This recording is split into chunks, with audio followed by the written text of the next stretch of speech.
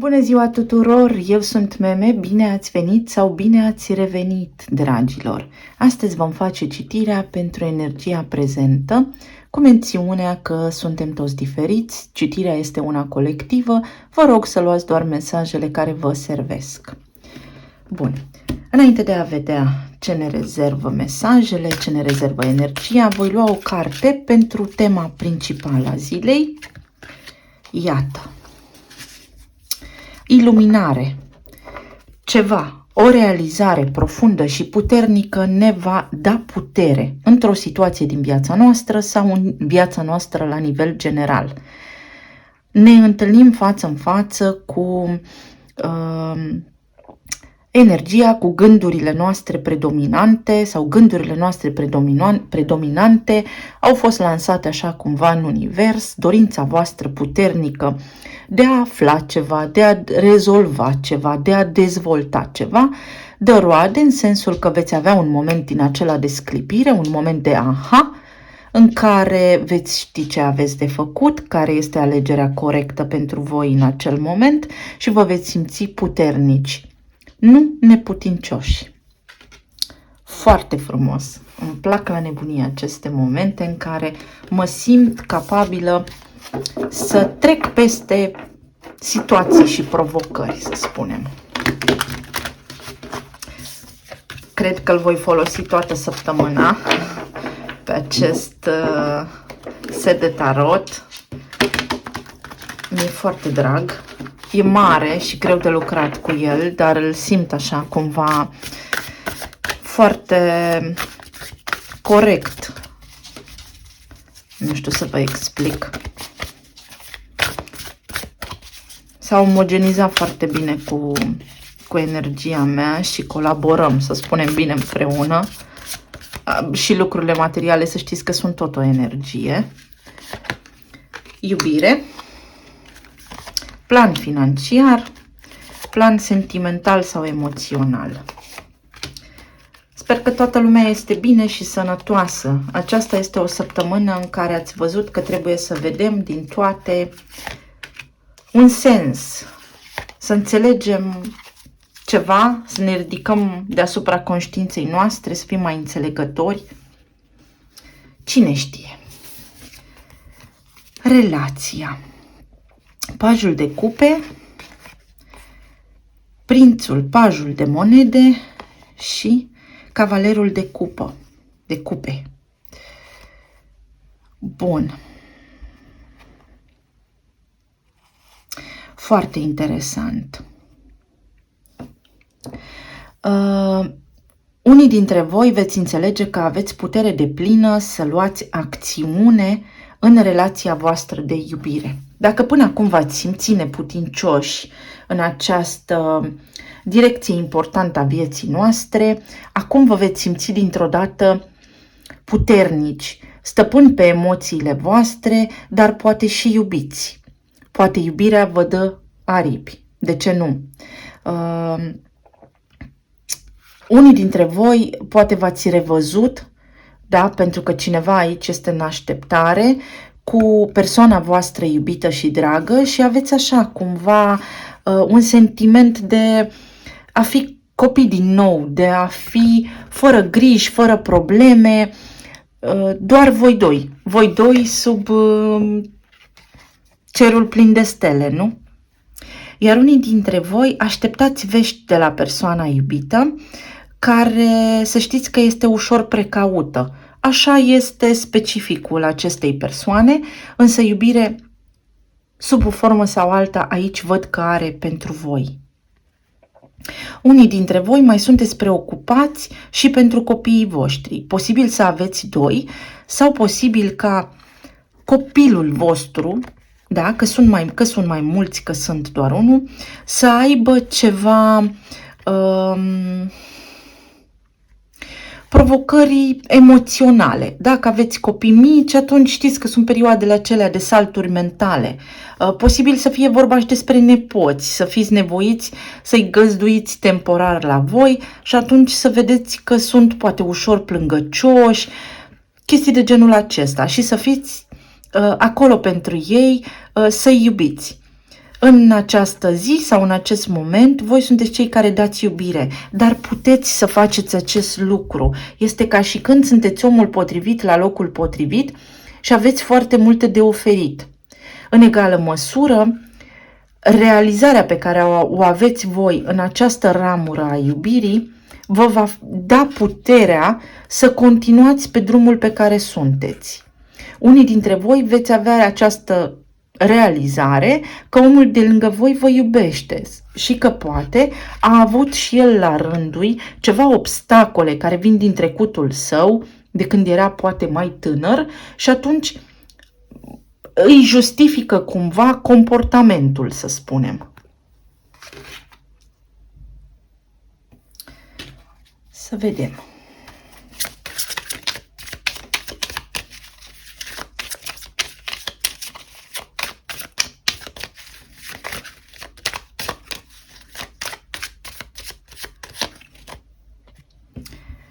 Regina de bâte. Regina de bâte vorbește despre acțiune și decizie și despre putere. Dragilor, săptămâna aceasta, sau cel puțin în această perioadă, vă veți simți puternici. Lucrurile pentru voi evoluează. De la stadiul de paj, unde nu prea știm, poate vorbim, dar nu prea ne înțelegem, sau spunem așa lucruri mici, la Regina de bâte și Cavalerul de cupe, adică la a putea acționa în relație. Veți avea pe deplin controlul acestei situații și puteți clarifica foarte ușor tot ce ține de relația voastră de iubire. Omul acesta care vine către voi, să știți că are o dorință și o pasiune mare așa pentru voi, este atras de voi. 9 de cupe. Ceea ce ne dorim se îndeplinește. Dacă vă doriți iubirea sau să vă revedeți cu persoana iubită, acest lucru se poate întâmpla. Veți avea un moment și o realizare care vă va facilita foarte mult accesul către inima acestui om, dacă sunteți în separare. Dacă sunteți, după cum am spus, bunici, veți fi cei care vor răsfăța foarte mult nepoții și nepoții vă vor căuta foarte mult compania în această săptămână. Iar dacă vorbim despre copil sau despre copii, aceștia au nevoie foarte mare de voi acum în luarea unei decizii foarte importante. Și voi veți avea răspunsul și înțelepciunea să-i ghidați. Magicianul. Săptămâna aceasta sau în această zi sau atunci când voi accesați acest clip, aveți putere deplină în relația voastră de iubire să faceți tot ce vă doriți. Sunteți magnetici, atrăgători și să știți că iubirea se ține scai după voi. Iubirea vine în multe forme și în multe feluri. Primiți-o în viața voastră.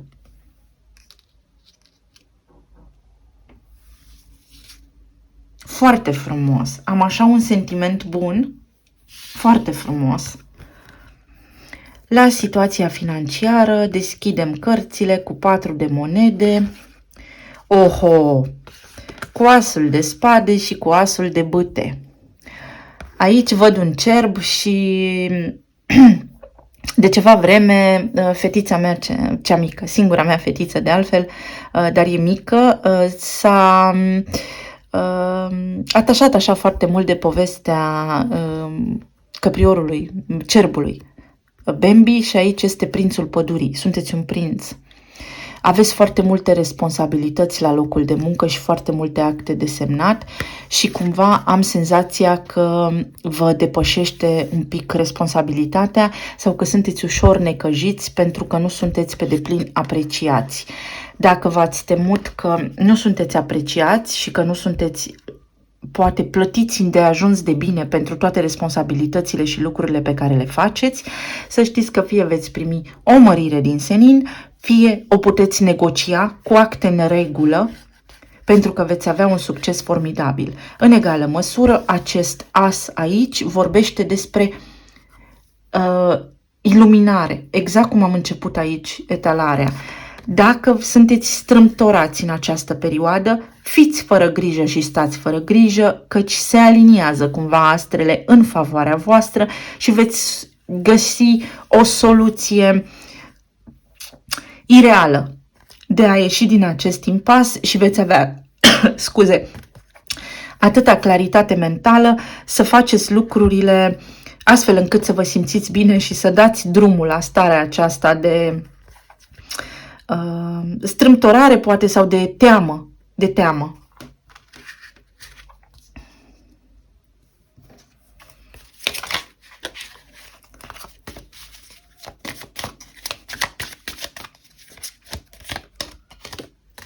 Avem turnul.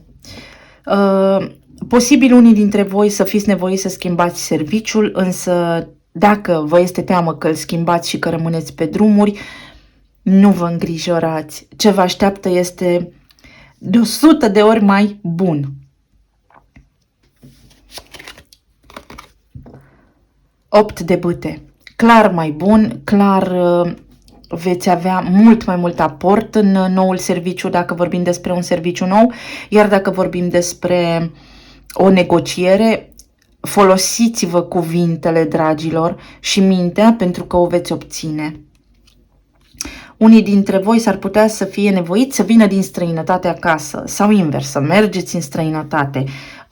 Oricare ar fi situația cu care voi vă confruntați, este una favorabilă vouă și aici avem nebunul. Este un început extraordinar de bun care vă va face incredibil de puternici, vă va da putere, putere financiară în acest caz și nu numai. Foarte bun, foarte bun. Deși este turnul aici, să știți că lucrurile se întâmplă de multe ori și situațiile astea vin în viața noastră pentru că noi nu putem vedea imaginea de ansamblu. Suntem oameni și este în regulă. Iar la nivel emoțional avem luna, treiul de monede și regina de monede. Da, starea voastră emoțională este profund impactată de teama voastră de instabilitate financiară.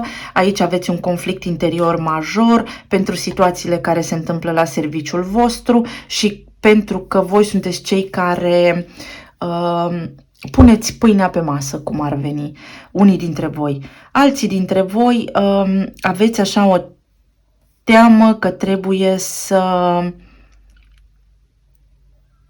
faceți niște schimbări, sau nu aveți o teamă, aveți niște probleme posibil în sfera pieptului, s-ar putea să fiți nevoiți să vă lăsați de fumat dacă sunteți fumători.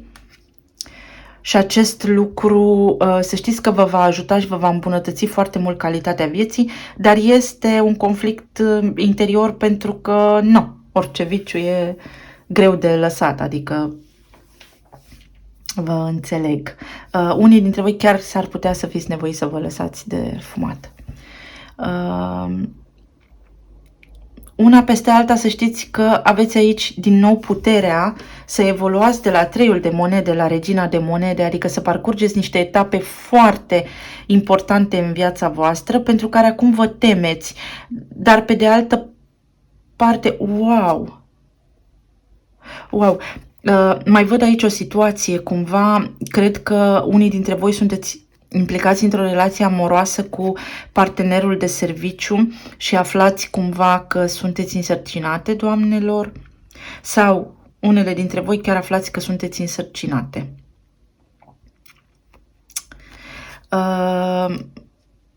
Pentru unele dintre voi, doamnelor, să știți că vă mai văd și în ceva obstacole sau probleme, provocări cu menopauza. Chiar văd asta, iertați-mă, domnilor, dar este parte din viață, adică asta este anatomia omului, toți suntem oameni.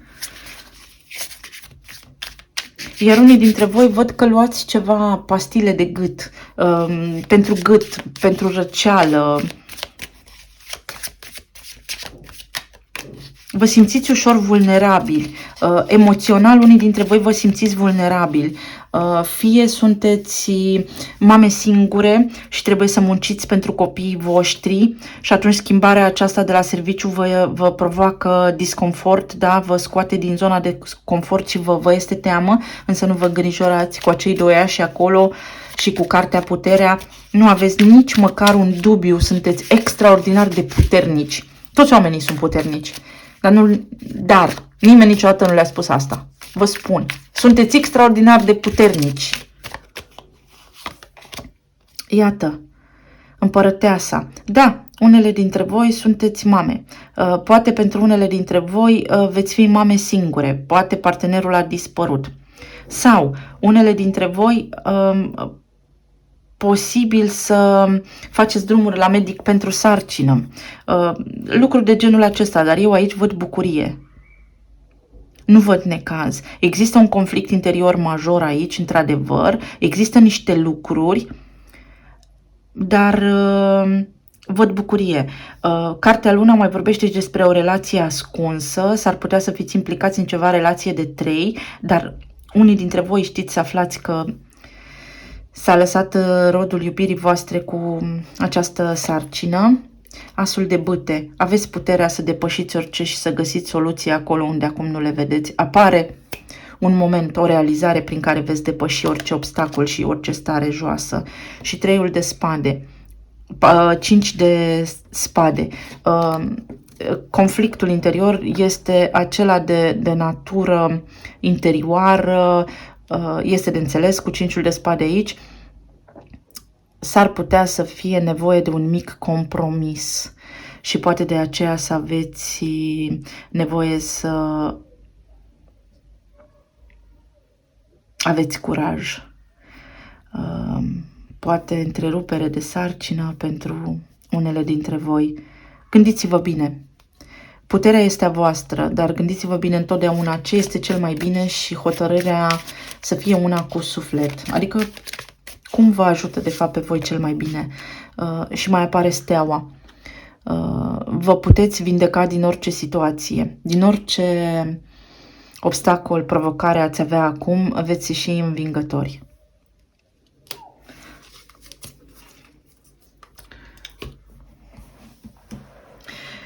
Sau unii dintre voi aveți acest conflict interior pentru că partenerul de viață a fost imatur în momentul în care voi ați rămas însărcinate și a plecat, dar voi v-ați dorit copilul, aveți puterea să vă ocupați de el, v-ați folosit de propriul liber arbitru și va fi de bine. Dar compromisul aici este acela că veți fi mame singure. Evident, pot fi și bărbați singuri care pot ajunge să aibă grijă de copii așa. Și aici, de-aia să fie turnul, pentru că nu știți pe viitor ce vă ajută. Vă ajută un început foarte bun aici. O schimbare de 360 de grade, ceva ce nici prin cap nu vă trece, nici nu puteți percepe ce schimbare uluitoare vine către voi. Ca semne astrologice avem Gemenii, Peștii, Berbecul, Scorpionul, Balanța și Taurul. La relație, la plan financiar, toate elementele, toate semnele astrologice din semnele de foc și de aer, Taurul, Marte, Berbecul sau Scorpionul, Săgetătorul și Berbecul sau Peștii. Iar la sănătate aveți Vărsătorul foarte puternic, toate semnele de foc,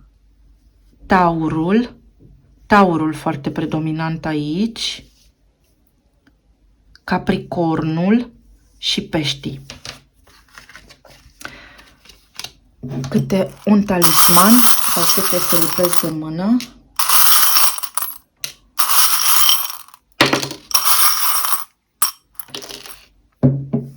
La relația de iubire avem o coroană și litera R.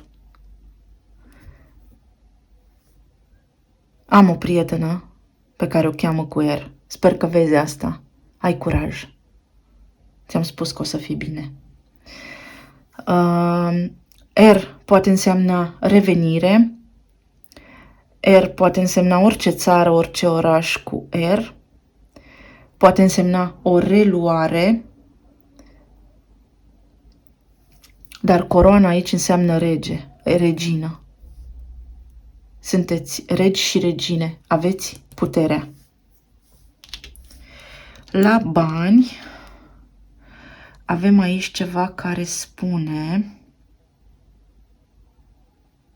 întotdeauna să găsiți bucuria în toate. Întotdeauna să simțiți bucuria în toate. Întotdeauna să vă simțiți ca într-o permanență vacanță și să vă bucurați de tot ceea ce aveți. Și aici avem inițiala M și R din nou. Sau poate însemna rămâi, sau poate însemna rămas, sau a rămâne și de aici să fie dubiul vostru. Cine știe. Iar la sănătate aveți o floare, veți avea parte de foarte multă susținere. Inițiala O, care înseamnă și 0, este un nou început plin de frumusețe.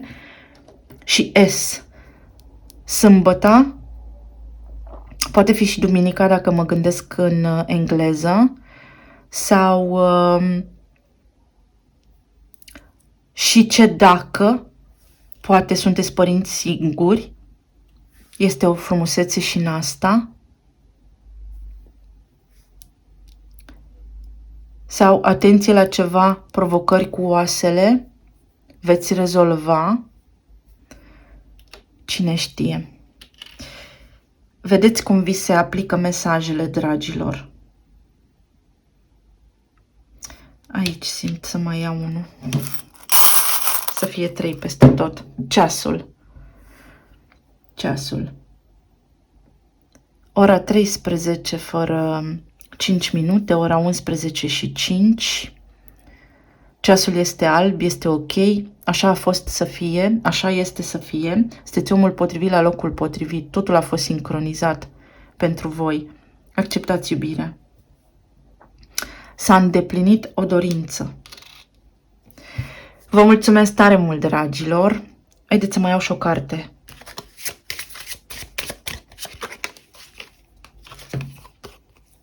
Toleranță. Să apreciați toate punctele de vedere și să încercați să vedeți cu iubire și celelalte puncte de vedere și perspective ale oamenilor. Așa este. Cu cât suntem mai toleranți și mai înțelepți, cu atât viața noastră devine mai ușoară, pentru că ne punem și în papucii celuilalt și înțelegem că fiecare dintre noi are o poveste de viață acolo. Evident, cu traume, cu succes, cu bucurie, cu iubire, cu necazuri.